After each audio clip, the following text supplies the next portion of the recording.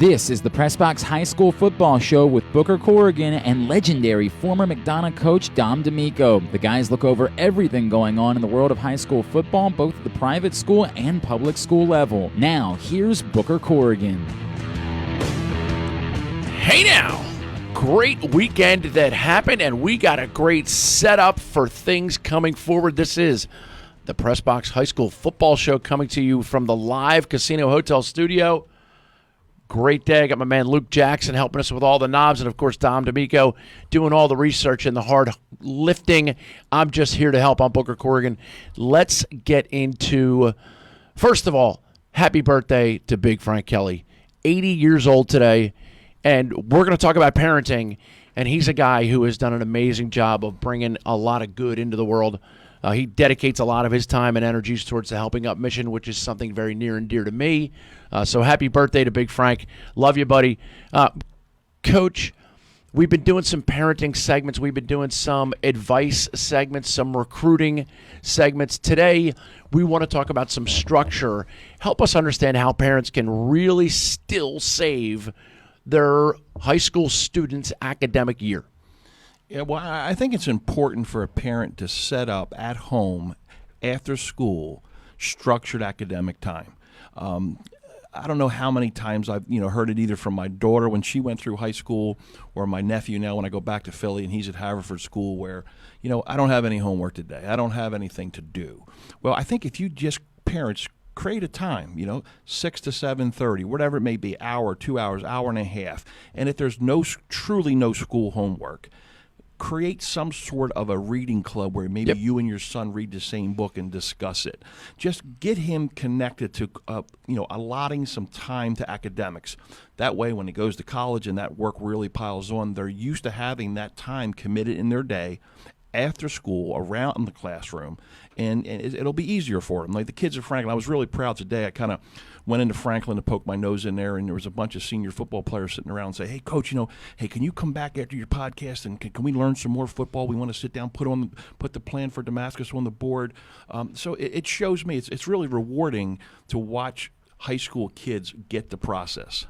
And you say that, and as a guy who taught middle school for 19 years, I found that students really want to be guided. They want structure. They want to have people expect something out of them. So as a parent, you want to expect your son or daughter to go into their study area. It doesn't have to be their bedroom. Probably better if it's not their bedroom. We did it at the dining room table at the Corrigan house, and it was every night at 7 o'clock. You are sitting at the dining room table, and you're getting homework accomplished. If you have questions, you have people there to ask them to. And my mom was a school teacher when she was in her younger days, so it was great. And do you find that the Franklin kids have responded positively to you increasing those expectations and giving them that structure? Yeah, no doubt. I think the whole program has, and the kids kind of, you could see how they're acting, how they're responding. They're sponges. They want this information. And I think when you first get there and you first try to change things, even though that Franklin had incredible success winning all those state championships, and they were really not doing anything wrong. I was just trying to enhance what they were doing. But, you have to have some success early. And, we won some early games. We got it rolling. And then all the kids now think, hey, Coach Damico really knows what he's talking about. I want more information from him. I want to understand what he's really talking about the process. And, seniors like Montre Harris, who walks up to you and say, Coach, I don't really want to meet today at 1:30. I really want to beat Damascus. I really want to get this process down. Let's watch some tape. That's great. I mean, it makes it feel, just worth your time that you put in. And it's not just one young man. It's a bunch of kids that get together, and it's going to take a bunch of kids. Damascus, they got a pretty big time D lineman who probably going to play every down in the game. Will he leave the field? He plays both ways, and truly a phenomenal elite football player. One of the best I've seen in 30 years watching high school football. Obviously, going to Clemson, you got to be pretty good. But again, go on YouTube, watch his huddle tape. It looks like a college kid playing at the high school ranks. And say his name again. I think his last name's pronounced Brissy, Brian Brissy. But he's phenomenal. I'm still, since Saturday, plotting ways to figure out him. It's a a thing I've never really had to deal with, one guy being that dominant. So we're going to come up with some ways to get it done. In our prep, we were watching some of his plays, and is it feasible to think that you're going to be triple teaming him on some downs? Well, I think the new thing in football is unblock him, because you don't have anybody to really block him on offense, and you kind of read him. That's kind of what the offenses are doing now. But on the other side of the ball, I don't know. I mean, literally, if you get into a shoving match with them, you're going to lose. Yeah. So we got to figure out other ways to play, not standard football, kind of some movements and things, and we'll give them a fight. 6'5", 300 pounds, and quick. Yeah, and a 450-pound bench presser. But, our two kids that play defensive end that will line up against them, Shawan Lewis and Montre Harris, I know they're really competitive, really tough kids, and they're looking forward for this challenge. Who else at Franklin standing out for you right now, and that you guys obviously rolled in your playoff game? Who had good days? Well, the offense is really clicking right now. We're putting up almost between 40 and 50 points a game. So we're really deep at the skill position. Probably 6 deep at receiver, 3 or 4 deep at running back. An offensive line that averages 280 to 300 pounds. Good coaching. O-line coach Agent's great job. Ryan Haynes, the O coordinator, does a really good job. So Franklin's in a healthy position right now to make a good playoff run. And we have Calvert Hall coach Donald Davis on the call-in list. They have the 100th Turkey Bowl. You coached at McDonough for a long time, arch rival Gilman. How do you prepare any differently for that arch rival game as opposed to a different game? Yeah, and I think, being on Thanksgiving, I think is different too. I think Gilman McDonough is kind of like an end of the season type game. You shake hands and you end your season if there's not playoffs, and that's kind of how it was for over 100 years. But I in high school, North Catholic, in Philadelphia, we used to play Frankfurt on Thanksgiving Day for 75 to 80 years before North Catholic closed, and I think it's just a different feel. It puts the communities involved. It's not just Calvert Hall football team against Loyola football team. It's really a community game, and you have alums coming back, everyone coming back to the area. It gives you a reason. If you grew up in Baltimore and you went to Calvert Hall or Loyola, it gives you a reason to come back, see your parents, see your brothers and sisters, go to a game, have Thanksgiving, and you kind of build a tradition around that. So I think it's much more than just a football game, especially it being on Thanksgiving, and the kids are so excited. I remember all the games that I played in on Thanksgiving. Yep. So I think it's a memorable event for everyone. And the Kelly family, obviously Calvert Hall connected. Definitely deep and wide connections with the Kellys. Loyola has some unbelievable families with the Radabaugh and the Doyles, and I'm just coming off the top of my head. But there's a lot going on around the game. Both schools have their oyster roast or bull roast the night before. It's a great alumni event. So it is community against community. Let's get a little bit more into and after the call with Donald Davis, we're going to talk about the MPSSA playoffs again. We got an upset that we're going to get you to. They are somehow, some way, they found a way. So it'll be interesting to get into that. In the A Conference, Mount St. Joe, and we'll talk a little bit about that with Donald Davis too, but how proud of Mount St. Joe are you? Well, I'm sure they're really happy. Their whole community's really proud. They haven't won an A-Conference championship in, over 10 years. Coach Holzer, they were just hitting their stride at the right time. Their offense was clicking, their defense was clicking, special teams rolling. And again, McDonough just ran into a really hot team, and unfortunately, their quarterback got knocked out, which we'll talk a little bit about later. But, minus Preston Howard, McDonough's a different football team. Yeah, he's a special talent, no doubt. Coach Rich Holzer has to be thrilled at Mount St. Joe's. At Pilati, they found a way to get done. Coach Tony Ashley, that's a nice win for Pilati. It is, beating St. Mary's, who were back-to-back champs, and, Pilati moving up to the B. And I would expect that the MIAA is going to probably ask Pilati to move up to the A. And, I think if Pilati moves up into the A and Loyola moves back into the A, you'll have a 7-team league again. And then, with a healthy 7 teams, you can have a 4-team playoff, and some games will actually really mean something during the season. I think Pilati's athletic enough to play in the A Conference, and, I think Loyola is almost going to be forced to move up. If you ask Gilman to play in the A Conference and then you say you're not ready and you beat Gilman by 50, I would think that the league would have to look at that hard and say you probably need to be in the A Conference. The laws of common sense have to apply, correct? Yeah, I agree. You really, really have to. It'll be interesting to get Coach Donald Davis's take on that when he calls in. let's just breeze before we get him on. Let's talk about South River because I know you love Eddie Dolch. They dropped one. They were undefeated. They were rolling. What a great young man, and I'm sure you learn lessons all throughout the season. They happen to learn a tough one in a playoff game, though. Yeah, it's tough. I mean, you go in as the number one seed, and you just don't know what you're going to run into in the playoffs. Football's a game where on any given day, if the kids play hard and the turnovers go your way, yep. Things can happen. So, unfortunately, South River's out. But, I'll give credit to Arundel. They beat them and took them down, and they'll move on to the, final 8 teams. And what do you think of the Westminster Owls? I know they have a big one coming up against Mervo, if I'm not mistaken, correct? Yeah, Mervo had a great year this year. Westminster kind of started out slow, kind of got it going a little bit late midseason. They were rolling a little bit. But Mervo, I watched them on tape the other day, very big offensive line, a couple 300-pound kids, skill guys that are, running all around on offense and defense and good coaching. So I think that Mervo Westminster game will be a good one too. We also are going to talk a little bit about the WCAC down in D.C. Some unbelievable teams down there, a lot of talent down at those schools. I know St. John's had a nice win over DeMatha. What do you see coming forward for that league? Well, it's amazing. Those 4 teams are always there at the finals, yep. And they play that national schedule. Their first 3 or 4 games, they're playing teams from all over the country because really there's not a whole lot of local teams that can play at that level besides kind of St. Francis. So you have to kind of go all over the country to find some talent, and it normally kind of ends up with the 4 teams that are in the finals for the WCAC championship. And before we bring on Coach Donald Davis, we want to let you know in the hard copy edition of PressBox, the Turkey Bowl, the 100th edition, and one of the key components, one of the key coaches in that matchup, Coach Donald Davis. Coach Davis, thanks so much for joining us at Booker, Corrigan, and Dom Damico here on the PressBox High School Football Show. No problem. Thanks for having me, guys. Coach, it's a big rivalry game. Talk about your history with it and how proud you are to be a part of the Calvert Hall Cardinals. Oh, wow.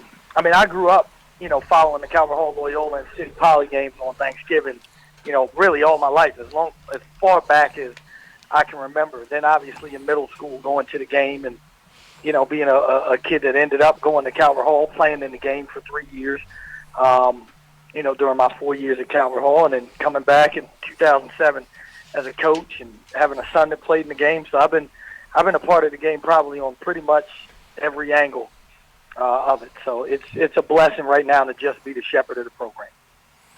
That's awesome. Hey, Donald, this is Coach Damico. Hey, Coach. Let's just talk. Give me your feelings on the A Conference this year. I know you guys played some really good games this year, but just give me your feel of how talented that A Conference is. Well, I'll tell you what, this is probably as balanced as the conference has been in a long time. I think even though McDonough went, undefeated in the regular season. Obviously Mount St. Joe won it, but even though McDonough went undefeated, in the league in the regular season, coming into the playoffs, I think all 4 of the teams that were in felt like they had a chance to win it. Talking to all of the guys, even whether it was the guys at St. Joe or McDonough, ourselves or Spalding, all 4 teams went into playoff time feeling like, hey, if we can have 2 good weeks, we're going to be the champions. Nobody felt like there was anybody that we just couldn't beat. So it was good. It was competitive. It was good. It was good. It was exciting. Coach Donald Davis from the Calvert Hall Cardinals joining us here on the PressBox High School Football Show from the Live Casino Hotel Studio. Thank you so much to the U.S. Army, Glen Burnie Transmissions, and Wise Markets. Coach, this game is unique because both teams have a couple weeks in between their last game and then the Turkey Bowl. How do you schedule that time off or practice time for your guys? So what we've done is take a little bit of a camp approach.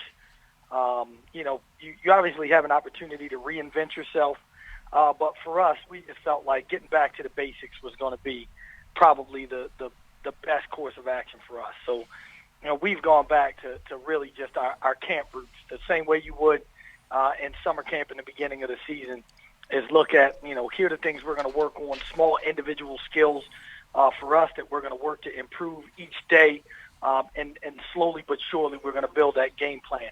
I think you can run the risk of you get that much time and like, all right, we're going to put in a gazillion new plays and we're going to do a bunch of different things, and you can sort of overcoach it if you give yourself enough time to. But for us, we just felt like that was going to be the best course of action, similar to what colleges do with bowl preparation, which is just get back to basics a little bit and keep your guys sharp over the course of that 3 weeks. Coach, tell me about what your thoughts are on Loyola. I know the last few years they've been down, but Coach Z is doing just a phenomenal job this year, winning a lot of games, and they look like a real formidable opponent. I'll tell you what, man, Coach Z has done a fantastic job just growing that group of kids up that they have. The number one thing you see when you look at them is they can score. I think they're 8-1 right now, and in 9 games, 8 of the 9 games they've scored 30 or more points. So, when you've got a team that score 5 touchdowns or more every single week of the season, it doesn't matter who they're playing. They know how to score points. They do some really nice things, and it all starts with Jordan Moore. That kid is probably one of the 5 best players in the area. He is dynamic. So, that's for us is going to be a chore to have to slow him down for 4 quarters. Yeah, no doubt. Coach, talk to us about some of the Calvert Hall kids we're going to be able to watch on Thanksgiving Day. Tell me the kids that you plan on using to beat Loyola. Well, I feel like for us, everything at Calvert Hall is peppered on the defensive side of the ball primarily. We play great defense. We play tremendous special teams. We try to be efficient on offense. So guys like Anthony Deladon and Chidi Joe, and some of those guys up front on the D line with Khalil Glover and Mike Johnson, Jamal Ricard, Mike McNelly, sort of at that second level, and then we got a really talented secondary, Wally Obayanju, and Ty Trent, and then Trey Jordan over the top with Jaden Beckles as well. So I feel like on defense those are our guys. On offense really, we're going to run through Sean Tucker and Cole Herbert primarily, but Kai Sasaki is a heck of a talented kid. Kobe Floyd and Ray Glass give us some more punch at running back as well. And then Kalen Wade's been a kid that's been, quiet, but's had a really good season, been a really good senior for us. And then, we've got a veteran offensive line. Right now in the game, we're probably looking at, 5 senior starters right there with, Dan Novotny and Brendan McPeak on the left side, and Braden Krivash and Anthony Weiss on the right side with Schwartz in the middle. So when you got Ryan Schwartz in the middle, and then even his backup is also a senior as well, and his brother played for you, so the Big Brett. Oh wow, yeah. How about that? Yeah. Coach Donald Davis from Calvert Hall joining us. Calvert Hall, you can't say Calvert Hall without thinking about the fact that it's Big Frank Kelly's 80th birthday. The other name I heard you mention, Coach, make sure you sing happy birthday to him today. But Kai Sasaki, nice little lacrosse player. Some might even say nifty. Coach, the question I have for you is, with this much time in between, the game, are you looking at putting in the Philly special? Right? No comment. Oh, no comment. I like it, yeah. You got to put something fun in it. Keep their attention. Coach, good luck in your preparations. I really do appreciate you carving out some time for us, so thanks so much. I appreciate you guys for having me. Yep. What a great man, Donald Davis. Doing good work over there at Calvert Hall. No and doubt. Kai Sasaki is a nice little lacrosse player, by the way. I'm sure he looks very nifty. He was a good receiver. I love it. Hey, we are up against a break, so we're going to step back. When we come back, we're going to talk about that number 8 seed that is still in the MPSS playoffs. They are rolling somehow, some way. They've found a way to overachieve. And as a coach, you're helping kids become the best possible version of themselves. You're helping your team become the best possible version of itself. We'll reveal that on the other side of this break. Need groceries today but don't have time to shop? Order online with same-day pickup or delivery at Wise Markets. Wise to go online. Now that's convenient. This is Stan the Fan for Glen Burnie Transmissions, located right in the heart of Glen Burnie for almost 60 years. If you suspect you're having a transmission problem, GBT can save you hundreds of dollars over taking it to the dealers for a repair. Make an appointment for a free diagnostic and estimate. Call GBT at 855-728-1841. Their mission is simple: to provide excellent service at a reasonable price. Go to their website at gbt-online.com to check out all of the 5-star reviews. Let my friend Mark Schwartzman and his GBT team take the troubles out of transmission troubles. Call them today at 855-728-1841. Respect.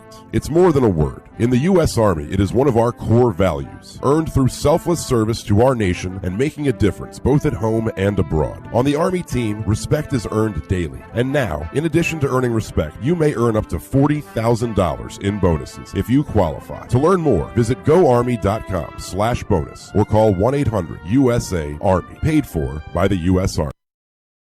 And we are back to the PressBox High School Football Show. Booker, Corrigan, Dom Damico in the live casino hotel studio. Thank you so much to our friends at the U.S. Army, Glen Burnie Transmissions, Wise Markets, and the STX Rivals Challenge. Go to CorriganSports.com and learn about how your public school can still compete, and the winning team will be rewarded with 40 free STX Rival helmets, same helmets that Syracuse and Duke wear. So it's certainly a nice prize to compete for if you're looking for something to do on Sunday, December 1st. Coach, we're talking about the MIAA Conference Championship. Mount St. Joe did a nice job. Somehow they found a way to take down undefeated McDonough. Pilati takes down St. Mary's. What do you love about Pilati? Who do you got for us on Pilati that stood out for you? Well, just Coach Tony Ashley has done a great job once he taken the program over and just kind of got him to a different level. But they're running back Amani Alford, big games all year long, just too much speed, too many athletes. St. Mary's is a really solid, upper level B conference team, and Pilati just kind of ran them out of the building. Coach Ashley came up with some creative offensive ways to move the football, and they've been doing that all year long. So congratulations to Pilati, B conference champs, and Coach Ashley. Nice to hear that. It's St. John's over DeMatha down at WCAC. I promise people we talk about that. Who do you love, St. John's and DeMatha?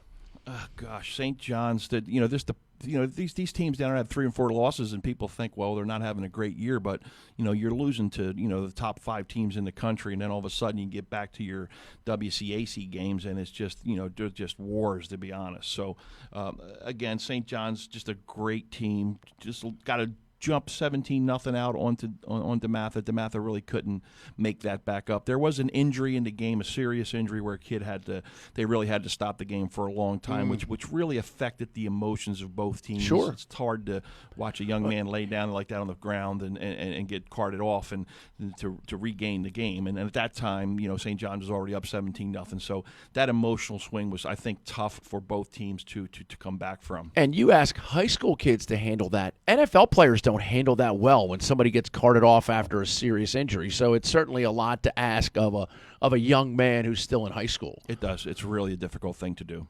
Good counsel over Gonzaga. That's another big one. And the other thing, we talk about the WCAC. All 4 of these teams are potentially, arguably, top 20 teams in the country. So they're dog fighting it all the way. Good counsel, Gonzaga. Wrap it for us. Well, the crazy thing is, if you can beat Gonzaga by 30 points, you are a phenomenal football team. Because Gonzaga at one time was a top 10 team in the country. So now all of a sudden, it's a 44-14 game. So it shows you how talented good counsel is. And the longer good counsel plays, their moving parts start getting, fine-tuned. And gosh, just an unbelievable game by Savion Wilkerson, rushing 19 times for 200 yards, 4 touchdowns. And, Gonzaga just couldn't get it going. It is interesting to see how that evolves. And now you talk about the MPSSA. I told you, I'd tell you, the number 8 seed team, Wild Lake, rolling heavy, and now they're going to play Man Valley. Can they possibly do this? I would hope so, but you just never know. Again, the MPSSA people are really happy that Wild Lake's still in the playoffs and they made the final 8. So it's good for that. I think it's good for football. I think it validates the reasoning to put all those teams in the playoffs, to find that one team or two teams in there that kind of would not have made the playoffs and now can make a deep push and playoff run. But hey, starting in the 4A last year, last week, another big upset. Arundel knocks out South River, so now Arundel is going to get a real tough Quince Orchard team. I watched Quince Orchard play this morning, actually, because they already played Damascus and actually beat Damascus. So Quince Orchard is a very good football team. And staying in 4A, Old Mill Parkville. Old Mill's traditionally always very strong. Flowers and Wise. Flowers versus Wise. Wise, we scrimmage Wise this year. A really talented, well-coached team. So Wise, I think, will go deep into the playoffs. And the last game is Paint Branch and Northeast. But in the 4A, I really think, Wise is the team to beat. Right. And then 3A, I alluded a little bit to some of those teams earlier. Give us what you got on the schedule there. Yeah, well, Wild Lake, obviously because they're winning, is going to go to play Huntingtown, which is the number 1 seed. So, it's going to be a tough situation for Wild Lake to be in, going on the road, and Friday Night Lights in Huntingtown is going to be exciting for their kids to play in. We got North Point versus Linganore. A few weeks ago, I went and watched a Linganore game, and the Linganore, again, is great experience, great coaching, really a solid football program. Mervo, Westminster, we talked a little bit about that before. And then Franklin, Damascus. That's probably the marquee game, not just in 3, I think probably in all of the games. Very easily could be a 3A championship game. So both teams are chomping at the bit to this game, and it's going to be a well-attended game, and it should be fun. It's a shame that one of those teams is going to get knocked out. But, of course, my man Chris Tomlinson back at CSC headquarters is rooting for Damascus. I know you're rooting for Franklin. 2A, you got a couple good programs in there. Newtown's still alive. Yeah, Douglas PG will play Newtown, and Newtown's kind of got some talented players on their team. Liberty and Elkton, our Elkton team is still rolling. I think they're the favorites in the 2A. Milford Mill, Potomac. I think Milford Mill is good enough to be in the championship game, and then Middletown and North Carolina rounds up the last games in the 2A. And in 1A, you got Dunbar. I think they're still alive. And Perryville, that's going to be a hotly contested one. Yeah, and actually there was an upset. Fairmount Height beat Lock Raven. They were the number 1 seed, Lock Raven, and knocked them out. So we got Dunbar and Perryville. We got Fairmount Heights and Catoctin. Randallstown versus Fort Hill. And Fort Hill is obviously a perennial 1A state champ and always in the semifinals or finals games. And then Edmondson versus Cambridge to round out the 1A. That is the preview of games to come. Of course, your big one is Franklin Damascus, and you have to prepare to go up against the number 1 high school football player in the country, and he's a game changer. I mean, you and I were watching the highlights. It's almost unjust what he's out there doing. He's 6'5", 300, and mean. He bench presses a ton. What do you possibly do to stop this man? Well, the good thing, football is a team sport. You need all 11 guys. And, the 11 guys that we're going to put on the field on offense and defense for Franklin are going to be well-coached, well-prepared, hungry, passionate. They want to win. So, 11 will beat 1 all the time. Now, Damascus has more than just 1, believe me. They're a talented football team. But our approach is, all year long with Coach Burgos is team first, and we're going to attack them with 11 guys on offense and 11 guys on defense and 11 guys on special teams, with Coach Vales being the special teams coordinator at Franklin, and hopefully we can get it done. Who are some guys at Franklin on your defense that are going to shine on Friday? Well, our defensive line is really, really playing well right now. Montre Harris is really playing well. Austin Amati, Shawan Lewis, Niall Barber. They're the 4 that play a bunch. Love Niall Barber. Niall's just a big A-gap player, hard to move off the ball, and he's actually playing better as the season went through. Our linebackers, Wayne Brooks and Sire Hopkins in the middle, give us speed and kind of chasing the ball down. Our outside 2 guys who can play man and zone and tackle well are Dion Houston and DJ's a phenomenal outside linebacker, and then our top of our coverage, Xavier Coakley, Damon, and we call Scoops. Scoops our free safety, so Scoops a great player. Give him hell, Scoops. Scoops going to give him hell on Friday, no doubt. And then Kai Felder is our other corner. For my man Luke Jackson, thank you so much for all your expertise with the knobs and the buttons. Dom, your expertise is obviously appreciated. And for the PressBox High School Football Show, I'm Booker Corrigan reminding you, you only get one shot at today.